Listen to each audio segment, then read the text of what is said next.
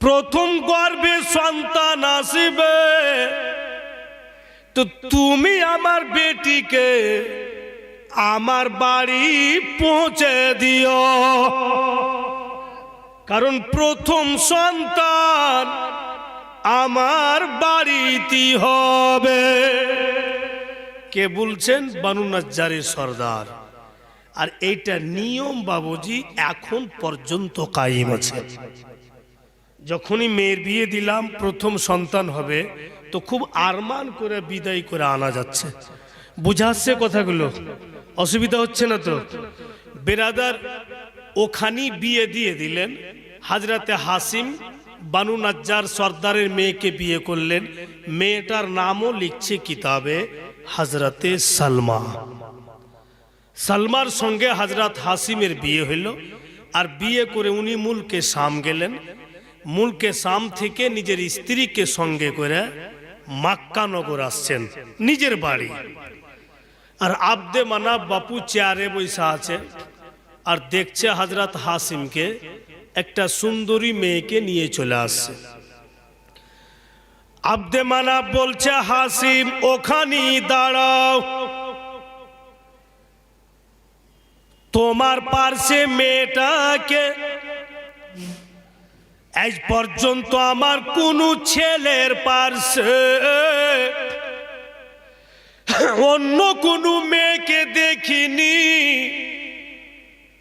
তোমার পার্শ্বে মেয়েটাকে। হযরতে হাসিম উনার স্ত্রীকে ইশারা করছে, তুমি যাও, তুমি যা কিছু বলো, বাপ তো আমারই, হয়তো উল্টা পুল্টা কিছু বুঝে নাই, তো আমার ভালোভাবে বিটলে হবে, তুমি যাও। তখন হযরতে সালমা এক পা দুপা করে আব্দে মানাফের কাছে গেলেন। গিয়ে বলছেন, বাবুজি আমি আপনার বৌমা। কেমন বৌমা? বলে, আমার বাবা রাজি পূর্বকে খুশি হয়ে আপনার ছেলের সঙ্গে আমার বিয়ে দিয়েছে, আর আমিও খুশি হয়ে আপনার ছেলেকে স্বামী বলে কবুল করেছি। তখন আব্দে মানাফ বলছেন হাসিমকে যে, আব তুমি ভিতরে এসো। দিন গেল, মহিনা গেল, সময় গেল, হযরত মা সালমার গর্ভে সন্তান আসলো। উনার গর্ভে যখন সন্তান আসলো, বাড়িতে মক্কা নগরে করি সামনে চর্চা করেনি, শুধু হযরতে সালমা হযরত হাসিমকে বলছেন, স্বামী গো আমি মা হতে চলেছি। হযরতে হাসিম বলেন, তবে এক কাজ করো, তোমার কাপড় ধরি বেঁধে নাও, আমি যে মুলকে শাম যাব, তো তোমার বাবার বাড়িতে রেখে যাব।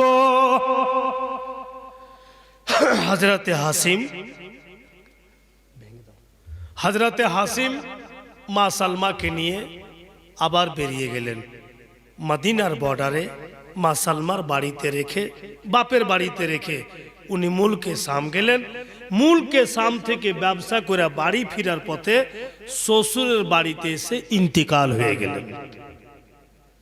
আব যখন উনি ইন্তিকাল হলেন, তো মা সালমার গর্ভে যে সন্তান আর কেউ জানে না মক্কা নগরে। বাবুজি সন্তান পূর্ণ হইল, পৃথিবীর বুকে জন্ম নিল। তখন বানু নাজ্জারের সর্দারের বাড়িতেই ছিলেন। হযরত মা সালমার বাপ নিজের নাতির নাম আরমান করে রাখলে সাইবা। ওই সাইবা চলাফেরা করতে লাগলো, কথাবার্তা বলতে লাগলো। ওই জামানার নিয়ম ছিল, ছেলেরা যখন চলাফেরা করবে, কথাবার্তা বলবে, প্রথম শিক্ষা দীক্ষা দিবে তীর কামান। সাইবাকে উনার মা তীর কামান দিলে, লাডলা দুলারা তীরন্দাজি শিখো বাপু। হাইরে সাইবা বন্ধু বান্ধবের সঙ্গে যখন তীরন্দাজি শিখতে গেলেন, গাছে তীর মারছে, তীর লেগে যাচ্ছে, সাইবা চিৎকার করে বলছে, ও বন্ধুগণেরা, তোমাদের নিশানা চুকে যাবে, মিস্টেক হয়ে যাবে, আমার নিশানা মিস্টেক হবে না। এই জন্য মিস্টেক হবে না, আমি কুরাইশ বংশের আওলাদ, হাসিমের ছেলে। এইভাবে সাইবা বলছে। আর তখনই একটা মক্কা নগরের লোক ওই পথ দিয়ে হেঁটে গেছে, শুনতে তো পেয়ে নিল যেটা হাসিমের বেটা, কুরাইশ বংশের আওলাদ। লোকটা মক্কা নগর গিয়ে আব্দে মানাফের একটি ছেলের নাম লিখছে কিতাবে, মুত্তালিব। গিয়ে বলছো, মুত্তালিব তুমি কেমন লোক গো? বলে কেন? বলে তোমার ভাতিজা নানির বাড়িতে পালনহার হচ্ছে, আর তুমি এত দৌলতের মালিক হয়ে বসে আছো, একটা ভাতিজার দেখভাল করতে পারছো না। মুত্তালিব বলছেন যে কথা বলছো তো দেখে শুনে বলো, কেমন ভাতিজা? বলে আপনার মরহুম ভাই হাসিমের ছেলে। মুত্তালিব বড় সম্মানওয়ালা ব্যক্তি, উনাকে লাগলো কথাটা। সঙ্গে সঙ্গে ঘোড়া বাহির করে ঘোড়ার উপরে উঠলেন। শুনো,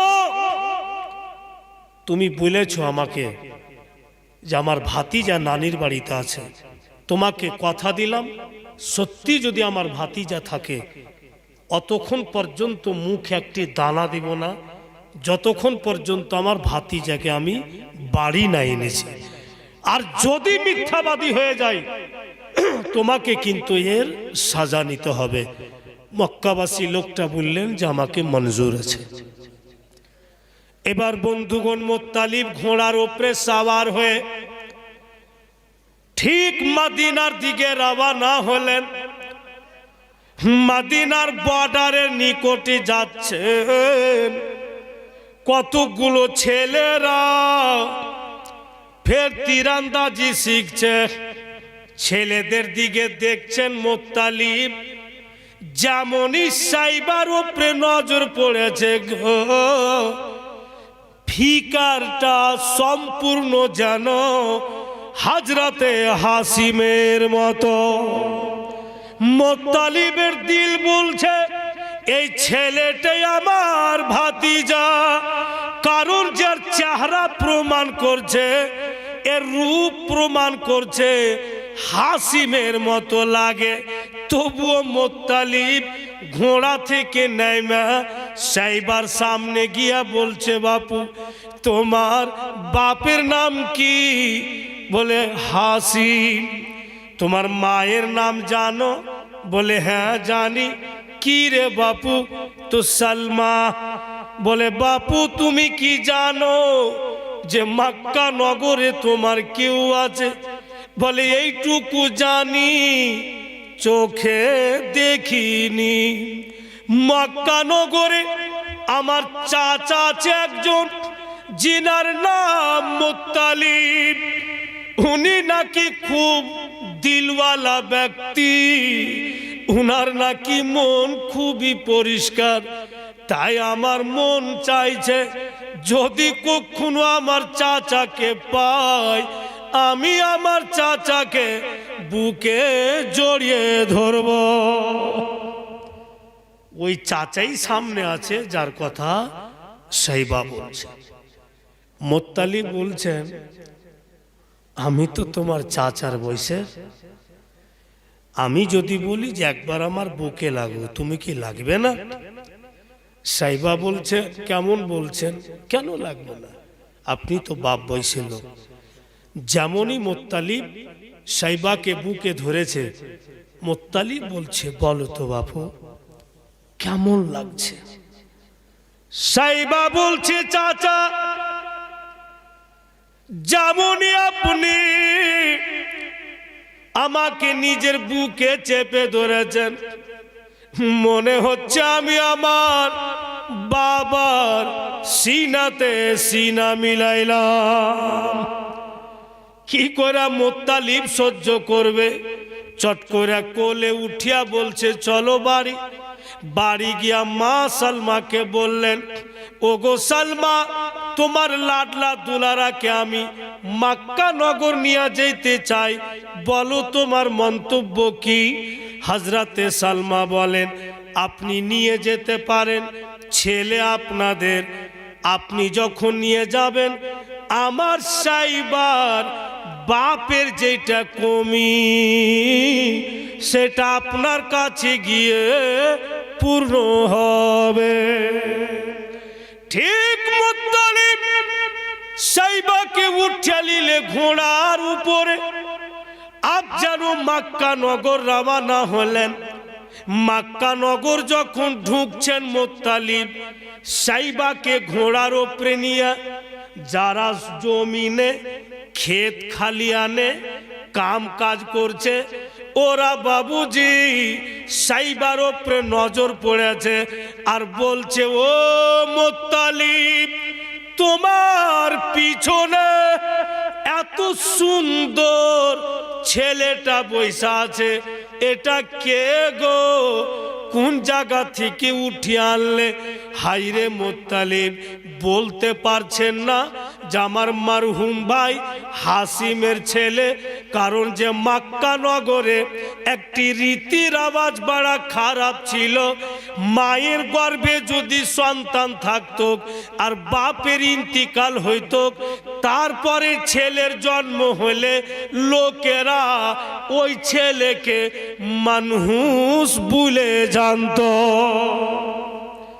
যে মায়ের গর্ভে ছিল আর বাপকে খেয়ে নিয়েছে। ইমানহুস এর চেহারা দেখিস না, এটা রীতির আওয়াজ তখন ছিল।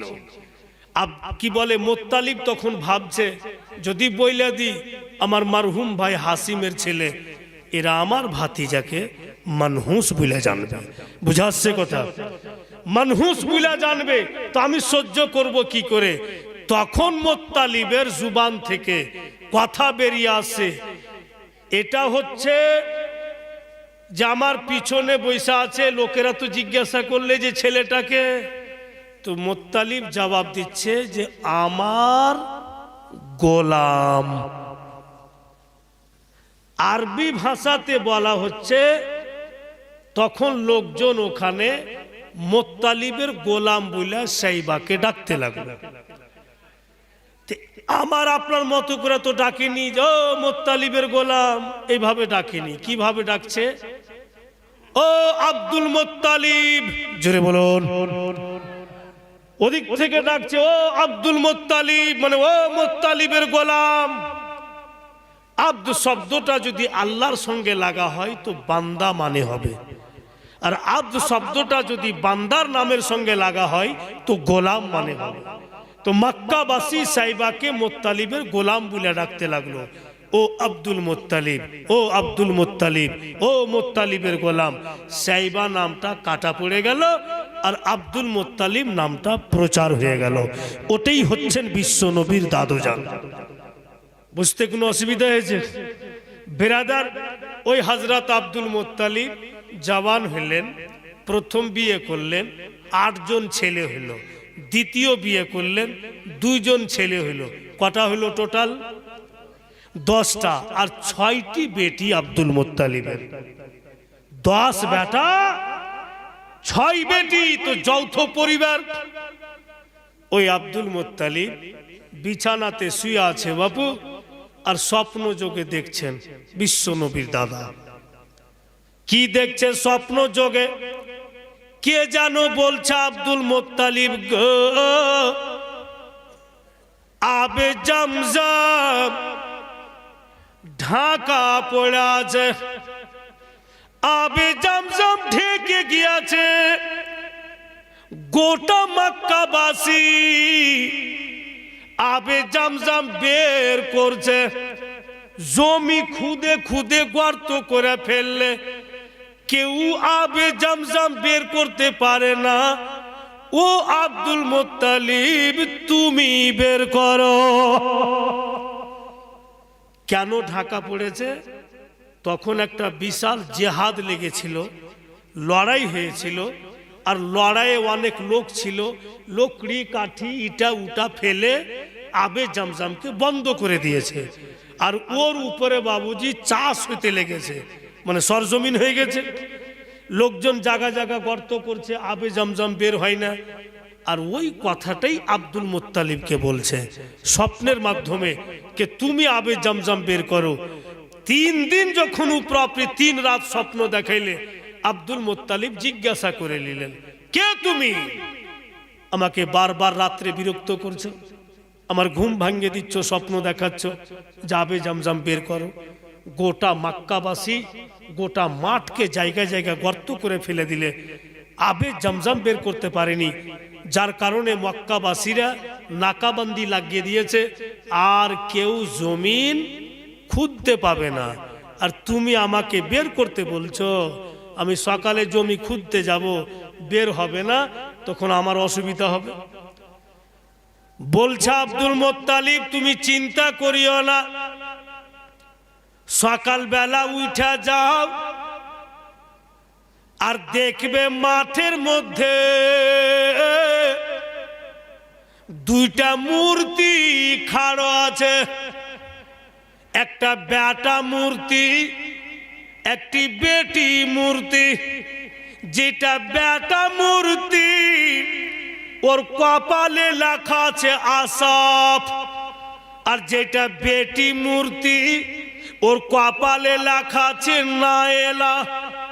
2টা মূর্তির মাঝখানে দেখবে আব্দুল মুত্তালিব আকাশের দিক থেকে একটি কালো কাউয়া উড়ে আসবে, আর 2টা মূর্তির মাঝখানে চোঁচ মারবে, মাটি কাটবে।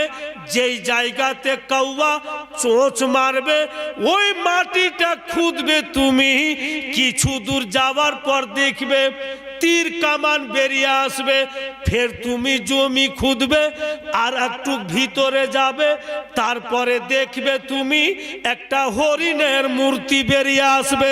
ওই হরিণের মূর্তি কোনো লোহার হবে না, লকড়ির হবে না, পাথরের হবে না, হরিণের মূর্তিখানা সম্পূর্ণ সোনাহি সোনা হবে। ও আব্দুল মুত্তালিব ওই হরিণের মূর্তি উঠিয়ে দিও, আর তারপরে যেমনই কোদালি মারবে আবে জামজাম বেরিয়ে আসবে। পরিচয়টা দিয়ে দিলেন, আর তো অসুবিধা নাই। সকালে উনার বড় ছেলেকে ডাকছে, হারিস কোদালি লে বেটার চল। তো হারিস বড় বেটা তো জিজ্ঞাসা করছে, সকাল সকাল কোদালি নিয়ে কোথায় যাব? তো আব্দুল মুত্তালিব বলছে, তুই আমার বাপ না তোর বাপ আমি কহ? তো বলছে আপনি আমার বাপ। তো ফের প্রশ্ন করছি, মানে হারিস চিন্তা করলে যে আর কিছু বলতে যাবো তো হয়তো আর কিছু শুনিয়ে দিবে। কোদালি ঘাড়ে উঠাইলো, চলল। এখনকার যুগে থাকতো কার যদি কোনো বাপ রাইগা বলে দিত যে তোর বাপ আমি না তুই আমার বাপ, তো আমার তো মনে হয় যে কোদালি বাপকে ঝাড়িয়ে দিত। তোকে ভালো করে জিজ্ঞাসা করল, তারপর উল্টা পুল্টা বকছিল। মানে হারিস কোদালি ঘাড়ে করে বাপু বেরিয়ে গেল। আব্বা কোথায় যাবেন? বলে বাপুরে আবে জামজাম বের করতে। হারিস বলছে, আপনি কি পাগল হয়েছেন? মাঠে দেখছেন কত জায়গাতে গর্ত করা আছে, আবে জামজাম বের করা যায়নি, কেউ পারেনি, আপনি ফের বের করার জন্য বেরিয়েছেন। বলছে আব্দুল মুত্তালিব, বিশ্ব নবীর দাদা, আমি পারব। ঠিক আব্দুল মুত্তালিব দেখছে যে 2টা মূর্তি, একটি বেটা একটি বেটি। বেটার কপালে লেখা আছে আসাফ, বেটির কপালে লেখা আছে নায়েলা। আব্দুল মুত্তালিব মুস্কি মেরা হাসেন যে পহিলা নাম্বার পরিচয় পেলাম। বলে বাপুর একটু কার অপেক্ষা করো, 2য় নাম্বার পরিচয় পেলে আমি আমার মিশনে কামিয়াব হব। একটু পরই দেখছেন যেন আকাশের দিক থেকে একটি কালো কাউয়া উড়ে আসলো, দুইটা মূর্তির মাঝখানে চোঁচ মারছে। আর কাউয়া ফির আব্দুল মুত্তালিবের দিকে দেখছে। কেন দেখছে? যে তোমার জন্যই আল্লাহ পাঠিয়েছে। হারিসকে বলছে, যা বেটা, যেখানে কালো কাউয়া চোঁচ মারছে ওই মাটিটা কাট। তো হারিস চিন্তা করছে যে কাউয়া একবার করে মাটি কাটছে আর একবার করে তো আমার দিকে দেখছে, না আমি উঠে যাবো আর নুচা পুচা ধরলে। বলে আব্বা আমার সাথে চলেন। বলে চলো। আর যেমনই ওখানে গেল কাউয়া বাপু উড়ে গেল। ও পরিচয় দিয়েছিলেন, বলে বাপু খুদ। হারিস তখন খুঁজতে লাগলো। মন ভালো আছে আপনার গে? হ্যাঁ, আপনার হিলা টোলা কিছু করছেন না যে? ঘুমাচ্ছেন নাকি বেরাদার? বলছে হারিসকে, বাপু এই জায়গাটা খুঁদো। আর যেমনই কোদালি দিয়ে খুঁদতে লেগেছে, কিছু দূর যাওয়ার পর একটু গর্ত হয়েছে আর তীর কামান বেরিয়ে আসলো। তা আব্দুল মুত্তালিবের দিল খুশি হবে না? বলে বেটা লেট করিস না, জলদি কর। আবার কোদালি মেরে কিছু দূর ভিতরে গেল।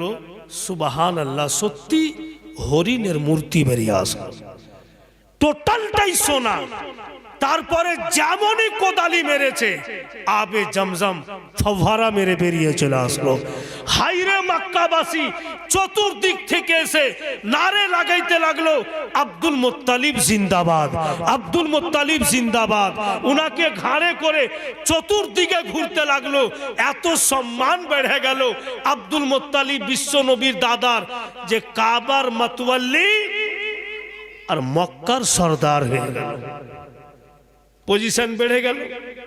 আর যেমনই পজিশন বাড়ল, ইনশাল্লাহ এই কথাটি আপনাদের মনে আছে যে কাবা ঘরের গিলাফ ধরে আব্দুল মুত্তালিব মিন্নাত করে নিলে, খোদা তুমি এত সম্মান দিলা আমাকে, এত পজিশন দিলা আমাকে, খোদা গো আমার 10টি ছেলে আছে, 10 জন যদি বেঁচে থাকে আমার তাকাতে বাজু হয়ে যায়, পরওয়ারদিগার একটি ছেলেকে আমি তোমার রাস্তাতে কুরবান করে দেব। এই মিন্নাতটা আব্দুল মুত্তালিব করে নিলে। সময় চলে যাচ্ছে, মিন্নাত তো করে নিয়েছে বাবা, আর মনে নাই, মানে সর্দার হয়ে গেছে গ্রামের, তো ফুরসত নেই। আর যতদিন সর্দার ছিল না কোনো কাজই ছিল না।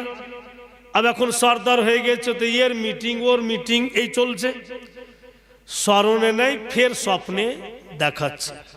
যেমন মনে করেন আপনাদের এখানে কেউ প্রধান হচ্ছে, তো যতদিন প্রধান হয়নি অতদিন দেখেন যেটে সেটে বৈশা আছে, কোনো কামই নেই। আর যখন প্রধান হয়ে গেল তো কার ধুঁড়েই পাওয়া যায় না। একটা সাইন করব তো লাইন লাগাইতে হয়েছে, যদি কোনো একটু কাজ নিব তো 2-4 দিন আগে থেকে বলতে হয়েছে, বা বাড়ি পারিবারিক কিছু সমস্যার সমাধান করব তো বাবুজি আগে ওর কাছে টাইম নিতে হচ্ছে, কাজে বিজি হয়ে যাচ্ছে ভাইরা বাপেরা আমার। আর ঠিক যখন মানুষ নিয়মই আছে যে একটু যখন লাইটে উঠে যায় তো মানুষের নজরে যায়। যেমন আমার ঝাড়খণ্ডে পঞ্চায়েত ইলেকশন আছে, ডিসেম্বরের 30 তারিখের মধ্যে ইলেকশনটা হবে। তো বাবুজি ভাইরা আমার ওখানে 2টা খানদান আছে, একটা খান আর একটা মীর। তো দোনো খানদানে এত ভোট আছে যে এক একটা জেলা পরিষদ যদি দাঁড়ায় তো বাবুজি একটু মেহনত হলে দিব্যি পাস করে যাবে, যদি ঘাপলাবাজি না হয়। তো আমার খানদানে দেখছে যে আমার খান বংশের মধ্যে মৌলানা তাইমুর ছিলেন, এখন তো প্রচার কেউ নাই, সুলতান মৌলভী সাহেব আছে, এর দ্বারাতে অনেক কাজ নিতে হবে। তো রোজ মিটিং, রাত জালসা করে বাড়ি যাচ্ছি তো রাত 2টা তো ফোন, কালকে 1 ঘন্টা সময় দেন, পরশু 8 ঘন্টা সময় দেন, আর যদি না যাব তো আমাকে বংশ থেকে কেটে দিবে। একটা ভয় লাগছে যে কোনো সমস্যা হবে, হয়তো পড়ে গেলাম কোনো সমস্যায় তো আমার কাজ দিবে না, আমিও দৌড়াদৌড়ি করছি নিজের কাজের জন্য। এরকম একটি ব্যাপার আছে। তো আব্দুল মুত্তালিব ভুলে গেছে যে আমি মিন্নাত করেছি, ফের স্বপ্নে বলছে আব্দুল মুত্তালিব তোমার মিন্নাতকে আদায় করো। বুঝতে পারছিল না, স্বপ্নই বুঝিয়ে দিলে। আব্দুল মুত্তালিব চিন্তা করে কেমন করি, মিন্নাত তো করেছি আমি, কিন্তু আমার কোন বেটাকে কুরবানি দিব? হাইরা আব্দুল মুত্তালিব 10 বেটাকে ডাকলেন। 10 বেটা সামনে দাঁড়িয়ে আছে। আব্বা জান বলুন, আজকে একসঙ্গে কেন ডাকলেন? আব্দুল মুত্তালিব বিশ্ব নবীর দাদু জান বলেন, ও লাডলা দুলারা গোনেরা, আমি এমন একটা মিন্নাত করেছি তোমাদের সামনে বলতে পারছি না। হয়তো তোমরা দুঃখ পাবে, হয়তো তোমরা কষ্ট পাবে। 10 বেটা বলছে, আব্বা বলুন কি এমন মিন্নাত? বলে, বাপুরে মিন্নাত করে ফেলেছি যে তোমরা 10 ছেলের মধ্যে একজনকে আল্লাহর পথে কুরবানি দিব। যেমনই বলেছেন আব্দুল মুত্তালিব, হাই ওই জামানার ছেলেরাকে দেখেন 10 বেটা একসঙ্গে মাথা ঝুঁকিয়ে দিলে, আব্বা জান চিন্তা করতে হবে না, যেইটা বেটা আপনার পছন্দ হয় নিয়ে যান আর কুরবানি দিয়ে মিন্নাত আদায় করুন। যাকে পছন্দ হয় নিয়ে যান। আমার বাপ আলহাজ মৌলানা তৈমুর রহমান কালিমি, উনি যদি বলতেন যে সুলতান খুব খরচ করে তোকে পড়িয়েছি বেটা, জীবনে কিছুরই কমই হতে দিনি বাপ, তো আমি মিন্নাত করেছি, চল তো বাপু তোকে কুরবানি দিব। তা আমি বলতাম যে আব্বা বুড়া হইলে দাঁত গেল আত গেল, এখন কবরে পাও আর এখন ওপরে পাও। এখন তো আমি জওয়ান, আমি তো উগতা হুয়া सूरज, আপনি তো ঢলতা হুয়া सूरज, তো চলেন नहीं আপনাকে কুরবানি দিয়া ঝামেলাই দূর করে দিই। মিন্নাতের জায়গা পাইনি, আর কিছু ছিল না যে বেটাকে কুরবানি দিচ্ছে। একইবারে এইভাবে উত্তরটা কিন্তু পেত। কিন্তু আব্দুল মুত্তালিবের ছেলেরা প্রমাণ করে দিলে যে বাপ যেটাই হুকুম করবে মাথা নত করে দিতে হবে। আব্দুল মুত্তালিব 10 বেটার দিকে দেখছে, সবাই মাথা ঝুঁকিয়ে আছে, ভাবছে আল্লাহ কেমন করি। হারিসকে নিয়ে যাব তো বলবে আমাকে ভালোবাসে না, হয়তো ওর দিলে বলবে। আব্বাসকে নিয়ে যাব তো সেও বলবে আমাকে ভালোবাসে না। আমিরকে নিয়ে যাব সেও বলবে ভালোবাসে না। আমির হামজাকে নিয়ে যাব সেও বলবে আমাকে ভালোবাসে না। আবু লাহাবকে নিয়ে যাব সেও বলবে ভালোবাসে না। আবু তালিবকে নিয়ে যাব সেও বলবে আমাকে ভালোবাসে না। আর আমার ছোট লাডলা দুলারা আব্দুল্লাহকে আমি কুরবানি দিতে পারবো না। ফের তো এখানে প্রশ্ন হবে যে বাপের বেটা তো 10টা, 9টাকে কুরবানি দিতে পারবে আর ছোটকে পারবে না, আর মানে এরই তো নাম জীবনী বাবুজি। যখনই খুইলা বলতে যাবেন তখনই সময় লেগে যাবে। বেটা তো 10টা, ছোটকে কেন দিতে পারবে না? আব্দুল মুত্তালিবই শব্দটা কেন বলল? ভাইরা আমার, এই জন্য পারবে না যে আব্দুল মুত্তালিব জানছিলেন যে আব্দুল্লাহ বিশ্ব নবীর বাবা হবে। ফের প্রশ্ন হবে এখানে, কি করে জানলে আব্দুল মুত্তালিব যে আব্দুল্লাহ বিশ্ব নবীর বাবা হবে? বেরাদারান ইসলাম, বলেই জীবনীতে 5 রাত 7 রাত লম্বা টাইম লেগে যায়। যখনই আপনি ধারাবাহিক শুনতে যাবেন এরপরে কি হলো, এরপরে কি হলো, নাই তো জীবনী তো বাবুজি 5 মিনিটে শেষ হয়ে যাবে। 5 মিনিট সময় লাগবে, খতম হয়ে যাবে। আর তো দেখেন, যেমন আমি বললাম আপনাদেরকে যে হজরতে ইব্রাহিমের লাডলা হজরতে ইসমাইল, হজরতে ইসমাইলের লাডলা হজরতে কিদার, হজরতে কিদারের লাডলা হজরতে আদনান, আদনানের লাডলা দুলারা আব্দে মানাফ, আব্দে মানাফের ছেলে হজরতে হাসিম, হাসিমের ছেলে আব্দুল মুত্তালিব, আব্দুল মুত্তালিবের ছেলে হজরতে আব্দুল্লাহ। আর আব্দুল্লাহ যখন বিয়ে করলে ওই সমাতে ওয়াহিব বিন জাহরির মেয়ে যার নাম আমেনা বিয়ে হইল। যখন নবী মুস্তাফা গর্ভে ছিলেন আব্দুল্লাহর ইন্তিকাল, 6 বছরে হইলেন মায়ের ইন্তিকাল, 8 বছরে হইলেন দাদার ইন্তিকাল, 25 বছরে বিয়ে করলেন, 40 বছরে নবুয়ত প্রচার করলেন এবং 51 বছর কয় মাসে উনার মেরাজ শরীফ হইল। জঙ্গে উহুদ, জঙ্গে বদর, জঙ্গে হুনাইন, জঙ্গে খন্দক হইল। যখন উনার 53 বছর হিজরত করে মদিনা গেলেন, মদিনাতে গিয়ে মাত্র 10 বছর থাকলেন আর জগৎ থেকে পর্দা করলেন, শেষ। আর তো জীবনই নাই, তো খতম হয়ে গেল। কিন্তু যখনই বিস্তারিত ভেঙে ভেঙে শুনতে যাবেন তখনই লম্বা হবে। তো আব্দুল মুত্তালিব কি করে জানছিলেন যে আব্দুল্লাহ বিশ্ব নবীর বাবা হবে? এটা কিন্তু জানা একান্ত প্রয়োজন। আব্দুল মুত্তালিব রাত্রিবেলা শুয়েছিলেন, স্বপ্ন যোগে দেখছেন যেন জমি ফাটলো, একটি গাছ বেরিয়ে আসিল, ওই গাছের 2খানা ডাল হলো, একখানা ডাল পশ্চিমে, একখানা ডাল পূর্বে। যে ডালখানা পশ্চিমে গিয়েছে নূরের মতো ঝিলমিল করছে, যে ডালখানা পূর্বে গিয়েছে কালো বিকট। আর কতগুলো নূরানি চেহারাওয়ালা লোকেরা নূরের ডালকে ধইরা ঝুলছে, আনন্দ নিচ্ছে। আর কালো ডালের তরফ থেকে কতগুলো বিকট চেহারাওয়ালা লোক হাতে তলোয়ার নিয়ে আসলো, নূরের ডালখানাকে কাটতে লাগলো।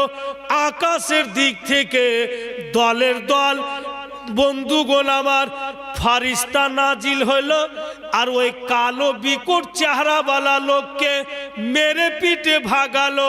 নূরের ডালও রক্ষা পেল, নূরানি চেহারাওয়ালা লোকেরাও রক্ষা পেল।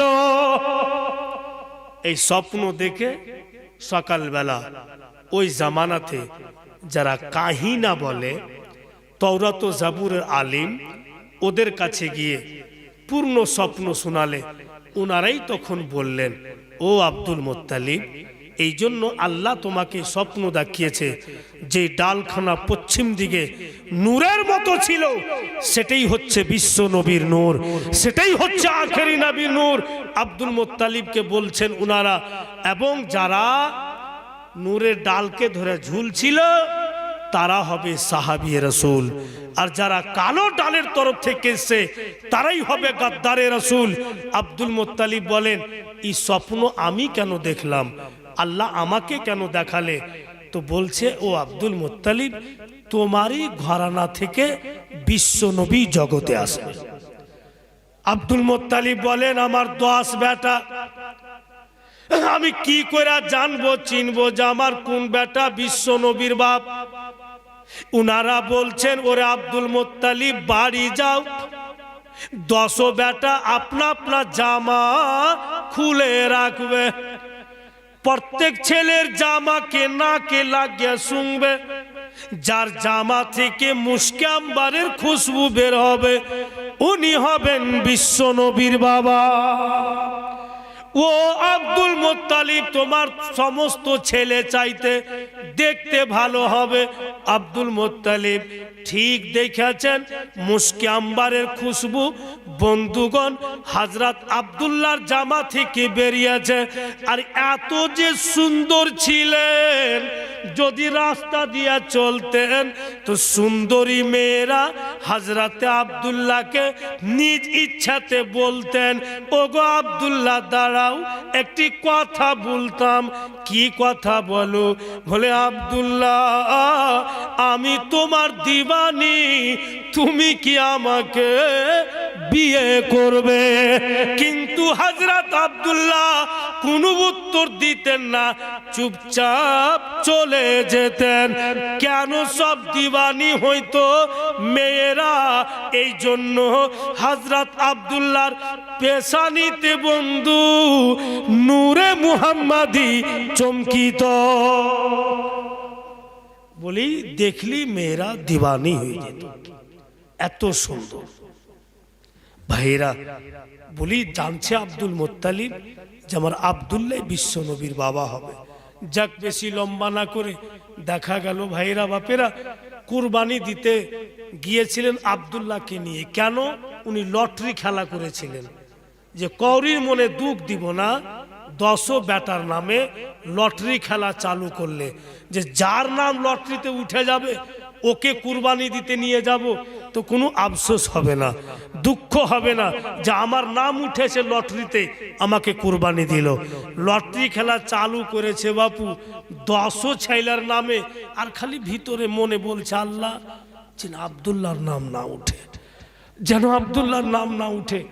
এই বলছে আর লটারি খেলা চালু করে যেমনই নাম উঠিয়া দেখছে তো হযরতে আব্দুল্লাহ, যেটা বুলা ভয় ওটাই নাম দেখতে পেলে বাবুজি হযরত আব্দুল্লাহকে কুরবানি করতে যখন নিয়ে যায় তো বানু নাজ্জারের লোক দৌড়িয়ে চলে আসছে, বানু আদির লোক দৌড়িয়ে চলে আসছে, বানু গুফফানের লোক দৌড়িয়ে চলে আসছে। সমস্ত বংশের লোকেরা এসে আব্দুল মুত্তালিবকে ঘিরে নিল। কি করছেন এটা? বলে আমার ছেলেকে কুরবানি দিচ্ছি। বলে না, কোনো মতেই না। কেন? বলে আমরা ভুলিনি মক্কা নগরে এমন একটা বিমারি এসেছিল, আমাদের কচি কচি বাচ্চারা মারা যাইত, এত দোয়া করতাম বিমারি দূরে যেত না। আর যেই দিন তোমার আব্দুল্লাহ জন্ম নিল সেই দিন থেকে বিমারি দূরে গেল। আমাদের মক্কা নগরে পানি হতো না, আমরা গোটা মক্কাবাসী দোয়া করতাম, এক ফোঁটাও পানি হতো না। আর এক দিবসে তোমার এই আব্দুল্লাহ কাবা ঘরের কাছে গিয়ে আকাই যেমনই হাত উঠালেন এমনই পানি হলো, আমাদের জীবন বেঁচে গেল। এই আব্দুল মুত্তালিব এই ছেলেকে কুরবানি দিতে দিব না। তো আব্দুল মুত্তালিব বলছেন তোমরাই বলো, আমি তো মিন্নাত করেছি, কি করব? তখন যারা তওরাত ও জাবুরের আলিম ওরাকে জিজ্ঞাসা করলে, ওরা বলল এক কাজ করো গো, আব্দুল্লাহর নামে আর উটের নামে লটারি খেলা করো।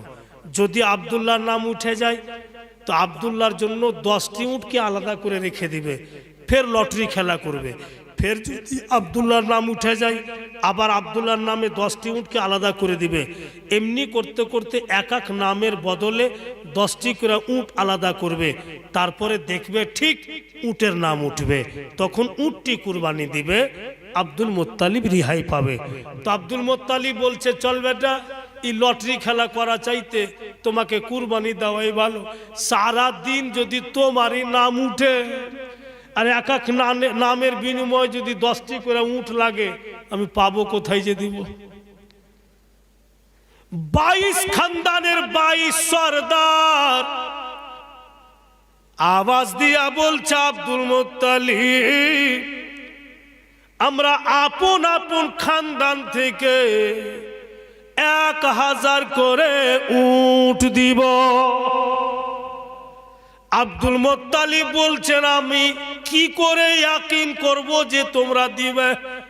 ওরা আপনা আপনা খানদানকে খবর করে 22টা খানদানের সরদার 22,000 উট একই ময়দানে হাজির করলো। তো দেখতে কত বিশাল লাগে, 22,000 উট রাখা আছে আর আব্দুল্লাহর নামে উটের নামে লটারি খেলা চালু হলো। 10 মারতাবা হযরত আব্দুল্লাহর নাম উঠলো। আর 11 নম্বরে যখন লটারি খেলা করছে তো উটের নাম আব্দুল মুত্তালিব বলছেন 12 নম্বরে লটারি করো। লটারি করছে ফের উটের নাম। আব্দুল মুত্তালিব বলছেন 13 নম্বরে লটারি খেলা করো। 13 নম্বরে লটারি করছে, আবার উটের নাম। তো একের পরে এক 3 বার উটের নাম উঠলো। তখন হযরত আব্দুল্লাহ রিহাই পেলেন, আর এক এক নামের বিনিময়ে 10টি করে উট, কত হলো? 100 উটকে কুরবানি দেওয়া হলো, আর হযরত আব্দুল্লাহ রিহাই পেলেন। ভাইরা বাপের আমার, ওই হযরত আব্দুল্লাহ বলছেন, বাবুজি আমাকে সব সময় বাড়িতে বসে রাখছেন কেন? কোথাও যাইতে দেন, একটু ঘুরতে দেন। আব্দুল মুত্তালিব তো যেতে দিচ্ছে না, এই তো বিশ্ব নবীর আব্বা, একে ইহুদি নাসারা দেখবে তো আক্রমণ করে দিবে। আর হযরত আব্দুল্লাহ বলছেন যে আমি কত বসে থাকবো, সব জঙ্গলে শিকার করতে যাচ্ছে, ঘুরতে যাচ্ছে, আমাকে যেতে দেন।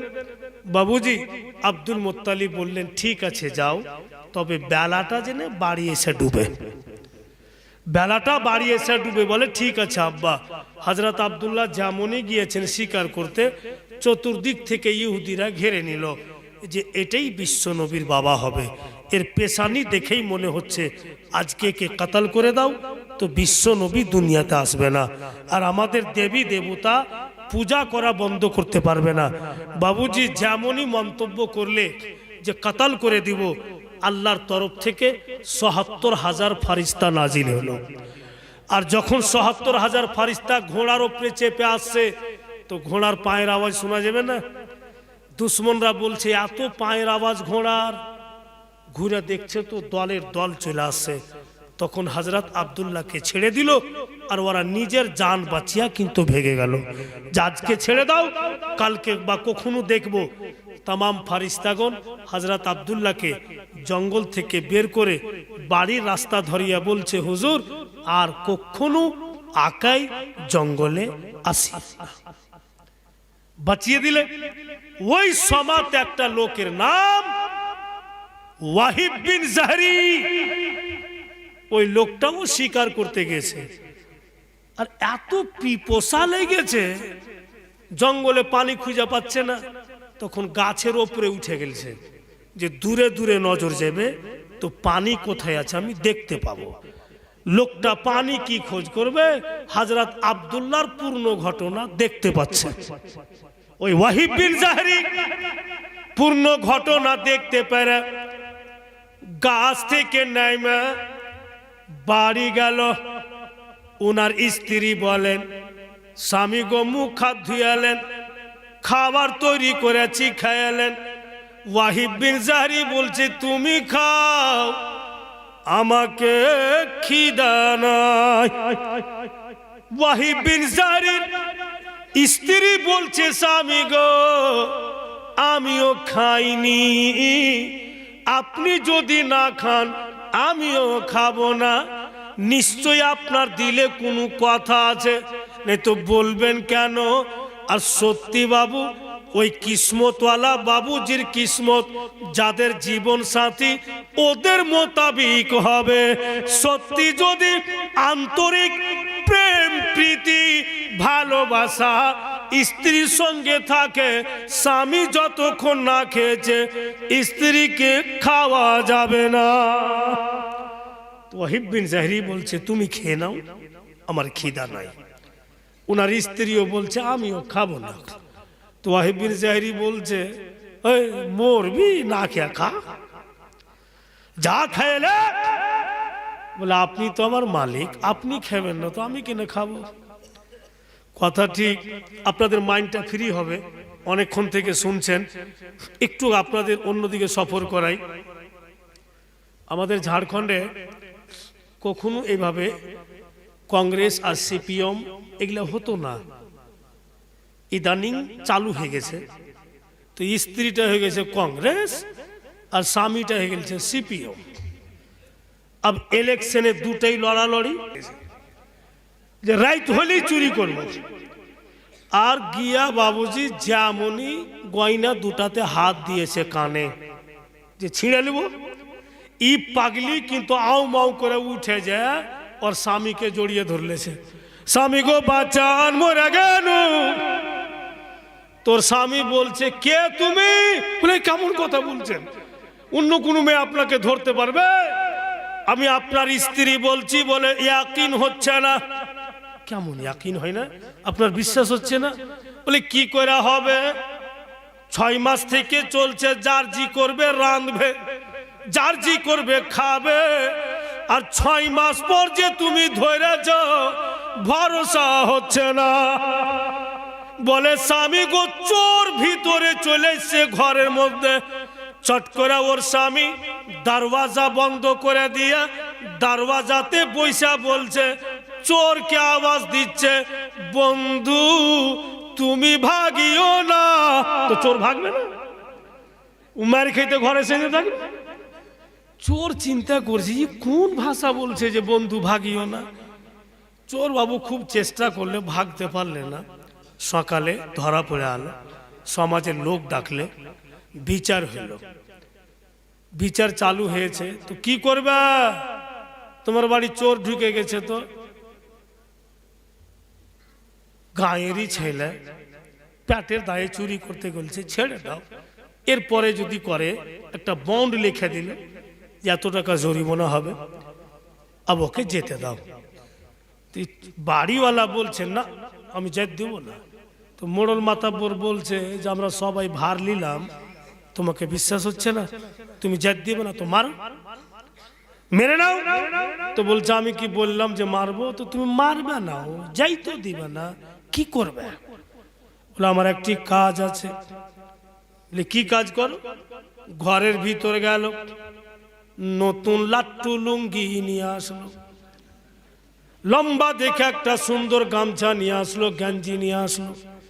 বলে বন্ধু এই সামানগুলোকে পড়ে নাও, চোর কিন্তু পড়ে না, এদের মাইরের ক্যাটাগরি আলাদা হবে। ওর মন বলছে যে হয়তো নতুন লেবাস পিন্ধেই আমাকে ঠুকবে, ও ভয়ে পড়ছে না, আর ও বাড়িওয়ালা ছাড়বে না। তো বিচারকর্তা বলছে পিন তোরে, দেখি তোর কি করছে, পিন। চোর বাপু ডরিয়া ডরিয়া পিনলে, পিঁধার পরে বাড়িওয়ালা বলছে যাও, চলে যাও। বিচার করার মাথাই খারাপ হয়ে গেল যে আমরা বিচার করতে এসে এক কাপ চাও দেয়নি, ই চুরি করতে সর বাড়ি, ও কি লাট্টু লুঙ্গি, ও কি ভালো গেঞ্জি আর গামছা। বলে এমন কেনে? বলে এই রকম কুটুম খুঁজে পাবো না। কেমন কুটুম? বলে 6 মাস থেকে স্বামী স্ত্রী বলা চলা নেই, ই বন্ধু চুরি করতে এসে 6 মাসের ঝগড়া মিটিয়ে দিলে, এত বড় কুটুম খুঁজে পাবো না, বন্ধু তুমি যাও। চোর বাবু তসবি গুনছে আল্লাহ, যার বাড়ি স্বামী স্ত্রী ঝগড়া থাকবে এমনি সন্ধ্যা বসে থাকবো, কিছু হোক বা না হোক 2-4 কিল পড়বে, এই নামটি তো বাবু। মন ফ্রি হলো আপনাদের?